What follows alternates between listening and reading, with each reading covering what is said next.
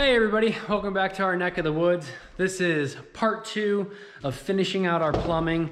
This video is going to be very short. I'm just going to make sure when my dad's friend come over, all of the venting and everything is good. And then hopefully we'll be able to call the county plumbing inspector. He'll be able to do a rough plumbing inspection on everything basically inside of the house and up in the attic. And then we'll be able to close that out. We'll be able to start blocking everything off like in through here with all of the drywall. And then I'm assuming I'll need a second plumbing inspection so that we can look at basically that I've got P-traps and clean outs and everything in the right spot. But for today, I just want to go ahead and fire up the washing machine. We want to see if we got everything working. And then again, we'll finish out the rest of the plumbing and finish this up nice and short and sweet.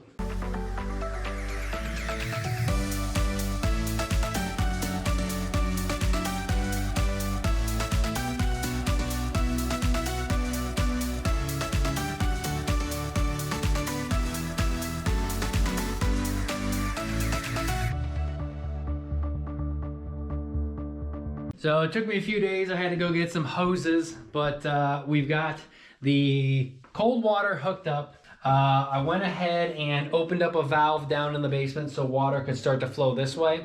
But because all of the water lines going that way through the house are still capped off, hopefully water's not going down there as the air is blocking it, and the water just came this way.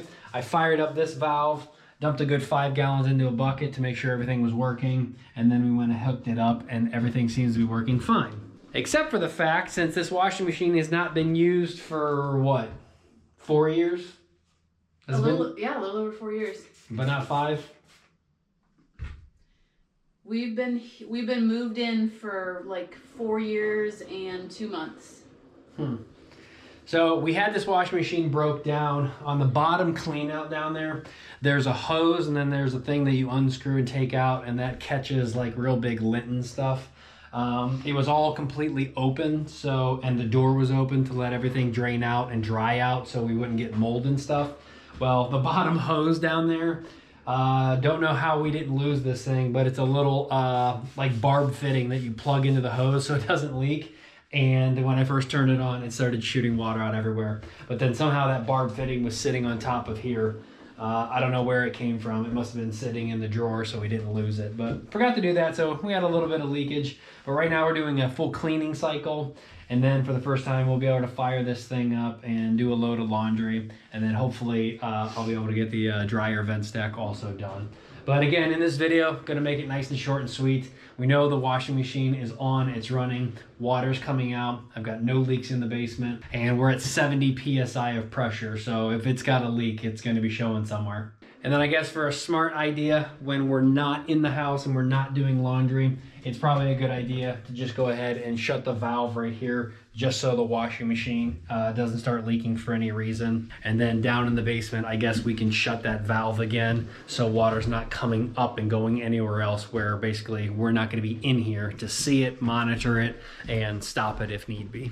So I'll be back in a few days. We'll finish up everything, and then we'll get the inspector out here, and hopefully we will be done with the plumbing of the inside of the house. Hey everybody, welcome back. So basically a little bit change of plans. My dad's friend can't make it out again, and there's just too much time just waiting and waiting and waiting. So I finally mustered up the courage and I called the county and I was like, you know, how many times are you guys gonna come out anyway? You know, there's gotta be a rough inspection. There's gotta be a final inspection. So like once all the cabinets go in, they can look at the P-traps and everything and stuff like that. So that's at least 2 times that you guys gotta come out. And the lady on the phone was like, yeah, but if they have to come out more than once for one particular item, then you get charged the $100. Well, guys, at that point, screw it.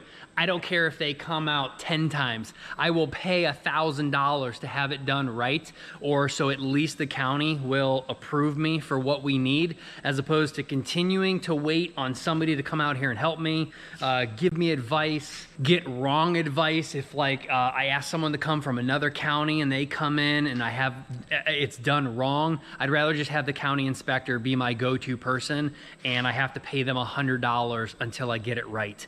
And basically everything that we've done in the house, he had absolutely no problem with. The only thing that I'll show you real quick is he had the 2 problems basically are just with the hanging of stuff. So for example, over here on this side of the house, we need support on the pipe every 4 feet.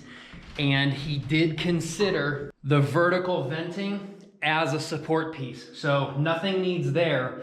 But as we go on over here to this pipe over here, technically we're beyond 4 feet. So right here in the middle of this pipe, I either have to hang something from the ceiling to support it or put a piece of blocking underneath and support it that way. And then 4 feet over to there, and then 4 feet over to there, we'll probably go from the ceiling again and just hang up a strap. But that's all that we need to do in here, is basically 3 straps on this side. And by the way, if you guys didn't see our short video, we did go ahead and finish out our dryer venting also.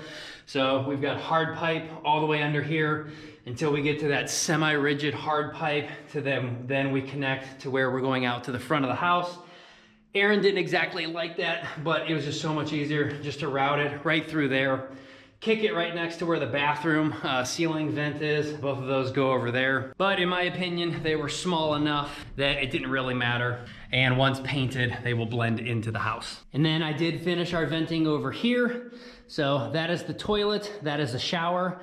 There is a piece of blocking in the middle, so we're good there. There's another piece of blocking right about there, and then there's not another piece until you get all the way down there. So basically in this long section right here, I probably need 1 or 2 more pieces of blocking. And then down there, we have a piece of blocking at 4 feet, but we also have the coming up vertical part for the dual sinks in the master bath. So this over here is basically completely done. Just basically 1 more piece of strap, like I said, or 2. Just need to go down there and measure. And the good news is they gave me the go ahead that as long as I take pictures of the blocking or the strapping, we are now good to insulate up here. So that has me freaking excited because as you all know, winter is coming. And of course, we are approved up here now by everybody. The venting looks good. The framing inspector has approved all of the bracing and everything, which is why we put on the ceiling drywall. The electrician also gave us the go-ahead that we could put on the ceiling drywall. So now after today, we are 100% good to go, that we can finish the insulation up in the attic for the house. And come this winter, we will know whether or not if the radiant floor is going to be warm enough to not only heat up the basement, but to also leak up through this giant hole right here and heat up in here too. We just definitely need to get these last 2 windows and that rear sliding glass door in. Now I did run out of pipe in here, so all of my vents are only stubbed down to where he could basically see them. So right here again, that's the shower. That over there is the toilet. And then just stubbed down right here in this wall, that is the dual sink. So this guy will just go straight on down and we'll have a sanity that will come over here and pick up both of these sinks. The shower is simple enough. The shower is just gonna swoop on down and pick up that vent. And then that toilet is also super easy, swoops on down and picks up a Y fitting to go up for the vent. Now, the only thing that he helped me out with is we've all been wondering how we are going to vent the toilet in the bath over here, and that is because we didn't have a lot of options. Like for example, we put the toilet there and the vent there. That is not up to code, so we cannot have the vent behind the toilet. He also didn't let me do this picture right here where you're putting a Y fitting basically at like a 45 to sneak behind the toilet and then go up. Because again, if the toilet floods, it can back up and start going up that vent and doing that. So we have, before we do any horizontal piping, again, whether it be back or this picture right here that I originally thought of, the horizontal has to be above the floodplain, and that's just not possible in this area right here. So what we decided to do is we're just gonna cut this pipe right here. We're gonna 90 down and go over here, and then we're gonna 90 through this wall. And as many people have mentioned before, Scott, don't do an air remittance valve on your vanity in here. Just come over here with a vent and then go up. So that way you don't have to use an AAV. But again, we're gonna have to build some sort of winglets because again, the vanity is too short for this distance here. So like 3 inches of wood right here, 3 inches of wood right here. That will make it look symmetrical, but then you will not see the vent pipe running over this way and going up into the wall. The only thing as a caveat that's gonna be a little bit different is before we pick up this sink and we talk about a horizontal pipe, we have to get it above the floodplain of the sink. Therefore, this pipe right here actually will not be a horizontal pipe. It will actually be a 45 pipe that runs up this way and then 45s again and then goes up probably up above here, let's say, and then we'll go all the way over and pick up this vent. So the toilet and the sink will be on a single vent. Is that 100% right in everything that I just said based on where you live? I don't know, but he said that's how I want you to do it, that those two will be connected. So your toilet is at a close enough distance away that it can pick up that vent, and that sink is obviously close enough that it's right there that it'll pick up that vent. So I'm gonna go to the store and pick up a few more feet of 2-inch pipe. I'll probably go in there and knock all that out today. I'll knock those 3 vents in there just to get them down into the basement. But we'll probably just wrap this video up here so at least you can see what I'm talking about with the venting so that toilet and the sink can connect together. Those vents will be done, and then we'll just have to do a later date when we finish everything else up, which there really isn't that much. There's a shower that needs done, but you guys don't need to see that. You guys saw in video number 1 how I did my plumbing, where I installed Y's versus Sanity's. You guys get the idea. But I want to wrap this video up here, make it really short, just to get everything down into the basement. And again, we're approved, guys. We know nothing is leaking. We know that I can make nothing leak. We'll have to do a water test. He did say that. They either do a water test or a vacuum test. The water test that I'm probably gonna do is literally just take the cold water line, snake it around, drop it down there, and just fill this entire system up till water starts to flow back out of here. I'll go ahead and cap the kitchen island off so water doesn't spray out of there because it's lower than in here. But literally, just dump water into there until the entire system fills back up and we hear the gargling over in here and we know that we're 100% full. Let that sit for 24 hours and then I guess our rough plumbing is 100% passed. And then we can obviously go ahead and finish drywalling everything. So that was the one thing that he did say was they either do a water test or a vacuum test, but not a pressure test. He said he would do a pressure test, but doesn't recommend it because it's not code anymore, because the pipe manufacturers say we'll discontinue your warranty on the pipe if you put pressure to it, as opposed to pulling a vacuum. Not to mention this pipe can explode and be dangerous if you do pressurize it up too much. So for me, water test is the easiest because we've got access right there. Let's just do that and knock it out. And then the only other thing that he gave me advice on was my county does allow us to go out of the gable walls, like we obviously have done.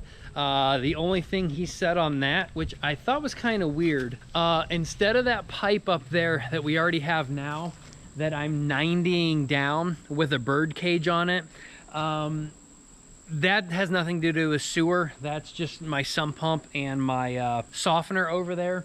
So it doesn't really matter how I made that vent because it has nothing to do with the county inspector and the health department and everything.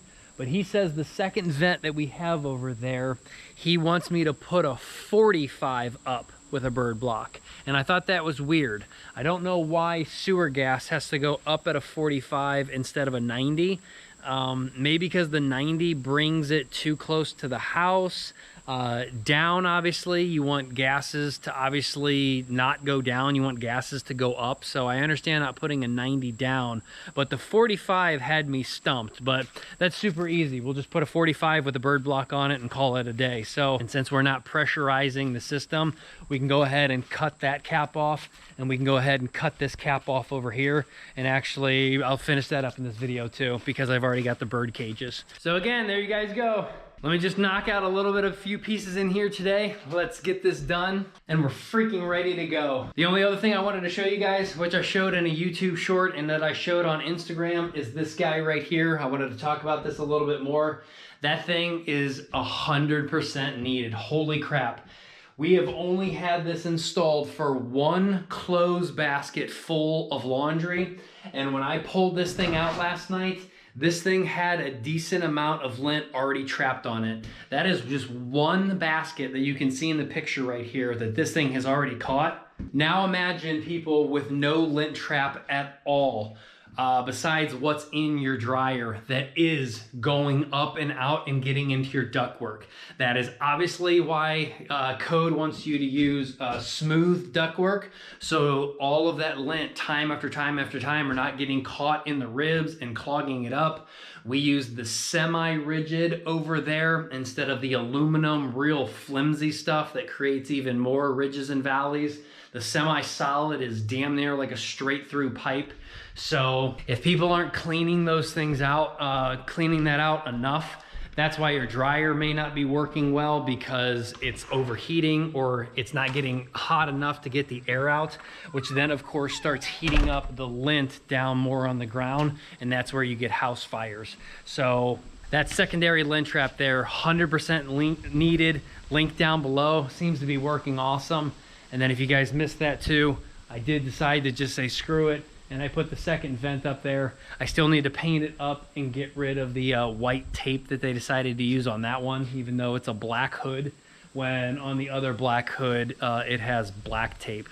So stupid that I grabbed them both off the shelf at the exact same time, yet one had white and one had black, and I didn't notice it.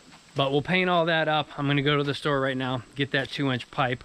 We'll knock out that half bath, and this video will be done.